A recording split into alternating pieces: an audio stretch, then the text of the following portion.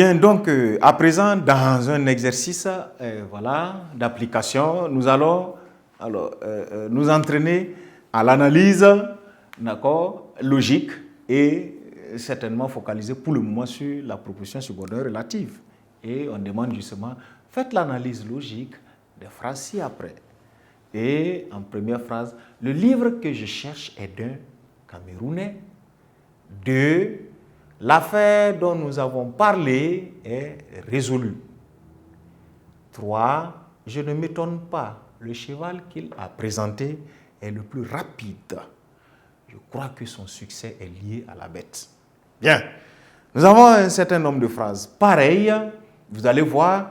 Alors, on va corriger un peu à part. D'accord, je vais mettre ici correction.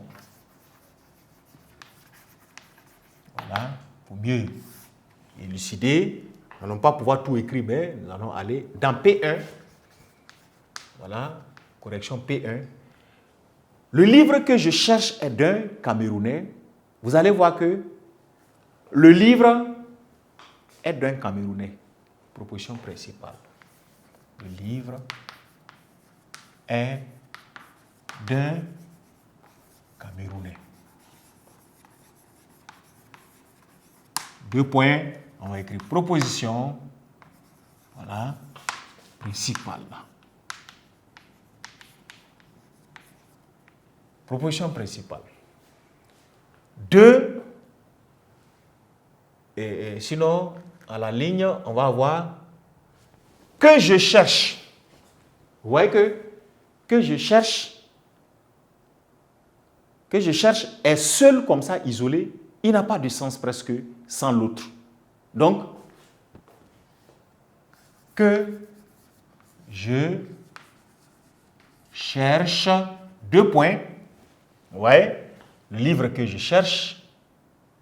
Vous allez avoir là la proposition subordonnée relative. Et, deuxième tiret, elle est introduite par le pronom relatif que. Parce que si vous regardez dans la phrase, c'est lui-là qui l'introduit. Parce qu'il est l'intermédiaire entre les deux propositions indépendantes. Le livre est d'un Camerounais. Je cherche. Il est introduit par le pronom relatif alors que. Quelle est sa fonction? On a dit que la fonction de la subordonnée relative est toujours complément de l'antécédent. Complément de l'antécédent. Et justement, où est l'antécédent? On ne peut pas dire complément de l'antécédent comme ça, vaguement, il faut le préciser, il faut, d'accord, déterminer clairement l'antécédent. On va aller dans la phrase pour aller regarder l'antécédent du pronom relatif ou de la subordonnée relative, là, c'est quoi? Ce qui vient avant lui, c'est le livre. Et quand vous regardez le livre, vous l'analysez, vous ne vous trompez pas, c'est un groupe nominal. Pourtant, on a toujours effectivement dit que l'antécédent de la subordonnée relative est soit un nom, un groupe nominal ou quelquefois un pronom. Donc, complément de l'antécédent, on va mettre en griffe, comme ça, le livre. Bien, et là, l'analyse est complète. Voilà, pour la seule phrase d'abord, l'analyse complète.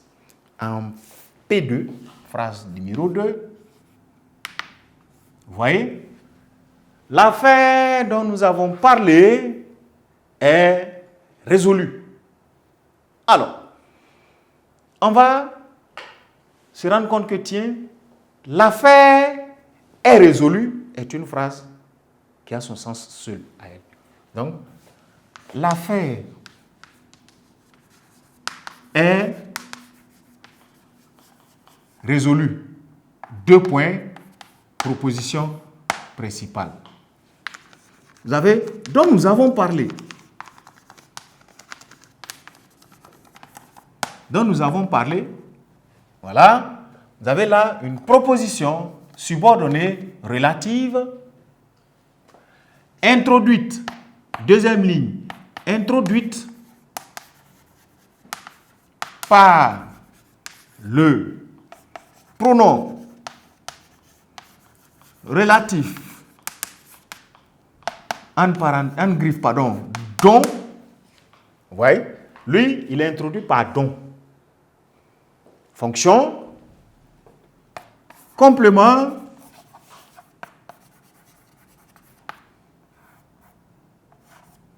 de l'antécédent, n'est-ce pas, l'antécédent. On va aller chercher son antécédent. Lui, son antécédent, c'est l'affaire de l'antécédent. L'affaire. Voilà. Donc, là aussi, lui, son analyse est complète. Vous voyez? Pour mieux présenter la dernière phrase, nous allons la traiter en dessous d'elle-même pour qu'on puisse mieux voir. Je ne m'étonne pas. Point. Le cheval qu'il a présenté est le plus rapide. Point. Je crois que son succès est lié à la bête. C'est-à-dire c'est grâce au cheval-là qu'il a eu tous ces succès-là. Je ne m'étonne pas. Il ne faut pas non plus se tromper. C'est simplement une proposition indépendante. Regardez, il y a un point. Voilà. C'est une proposition indépendante. Elle va vous troubler pour rien. Elle n'est ni principale parce qu'elle n'a pas de subordonnée. Elle n'est ni subordonnée parce qu'elle n'a pas de principal. Elle n'est rien d'autre qu'une proposition indépendante. Elle est seule isolée comme ça. Parce que même si vous l'enlevez, le reste de la phrase, là, il n'y a pas de lien entre elle et les autres en termes de signification. Si vous enlevez le reste, elle-même, elle a un sens. Je ne m'étonne pas. On peut dire que je ne m'étonne pas. Donc, c'est une proposition indépendante. On va aller. Le cheval qu'il a présenté est le plus rapide. Attention, le cheval est le plus rapide. Ici, nous allons avoir, dans l'analyse maintenant, tiens, le cheval est le plus rapide. Vous avez là une proposition principale. Vous voyez? Vous avez qu'il a présenté.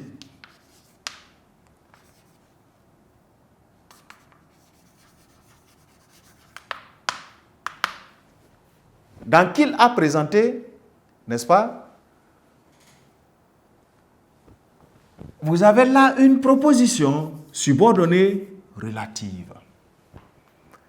Elle est introduite, virgule, on va dire introduite, vous voyez, introduite par le pronom relatif Q apostrophe. Parce que le cheval est le plus rapide.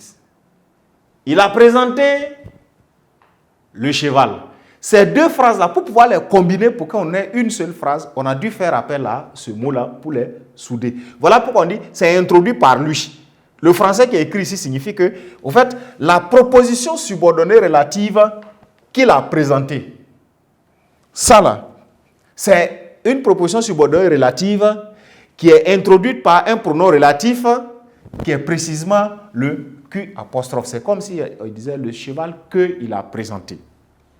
Bien, sa fonction, on va avoir sa fonction, on va dire fonction, alors, comme on l'a toujours dit, complément, vous vous rendez compte, de l'antécédent. On va aller chercher l'antécédent de la subordonnée relative. Qu'est-ce qui vient avant la subordonnée relative? On va se rendre compte que, tiens, c'est le cheval qui vient. Donc, et le cheval, c'est un groupe nominal. Donc, nous sommes effectivement sur le vrai, ou l'antécédent juste, le complément de l'antécédent, alors, le cheval. C'est préférable d'écrire le cheval. Voilà. Si c'est un groupe nominal, vous mettez un groupe nominal. Si c'est un nom, vous mettez un nom. Et en ce moment, lui, son analyse aussi est complète. La phrase n'est pas encore finie. Nous avons « Je crois que son succès est lié à la bête ». Nous allons voir « Je crois », n'est-ce pas? Et avoir « que son succès est lié à la bête ». Alors, donc vous voyez que « je crois ». On peut demander « est-ce que tu crois ?» Oui, je crois. C'est une phrase complète, n'est-ce pas? Que son succès est lié à la bête aussi est une phrase. Mais attention, vous n'allez pas pouvoir analyser ça d'abord parce que est-ce que c'est une proposition subordonnée relative? Attention, il ne faut pas aller aussi vite que cela. Tiens, il ne pourra pas avoir la fonction de complément de l'antécédent.